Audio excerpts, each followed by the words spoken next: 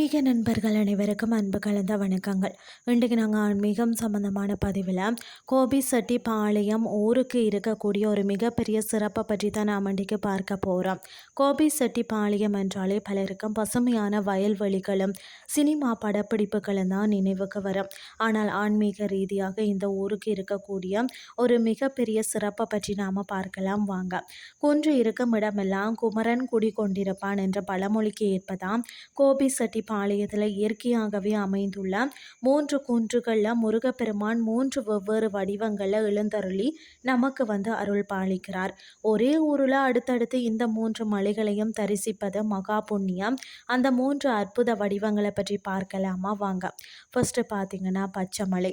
பாலமுருகன் பச்சை பசேல் என்ற இயற்கை எழிலோடு வீற்றிருக்கும் இந்த மலையில தான் முருகன் பாலமுருகனாக அழகே வடிவாக காட்சி அளிக்கிறார்.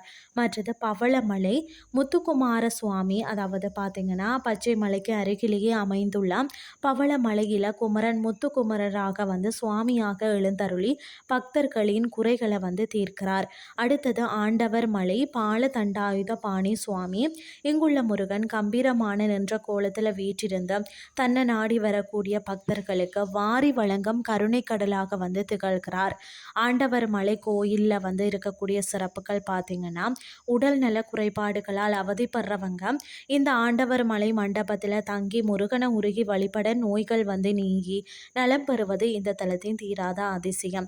அடுத்தது வழிபாடு நேர்த்திக்கடன் என்னன்னு சொல்லி பார்த்தீங்கன்னா, வேண்டுதல் நிறைவேறிய பக்தர்கள் இந்த தலத்து முருகனுக்கு சிறப்பு அபிஷேகங்கள் செய்தும் வஸ்திரம் ஆடை சாத்தியம் தங்களது நன்றி கடனை செலுத்துகிறார்கள். இதர சந்நிதிகள் இந்த கோயிலை பார்த்தீங்கன்னா, பிரகாரத்தில் விநாயகர், சிவன், சக்தி, வள்ளி, தேவசேனா, மகாவிஷ்ணு, ஆதித்ய நவக்கிரகம் மற்றும் சனீஸ்வரர் ஆகிய தெய்வங்களும் தனி சிறப்புடன் அருள் பாலிக்கின்றனர்.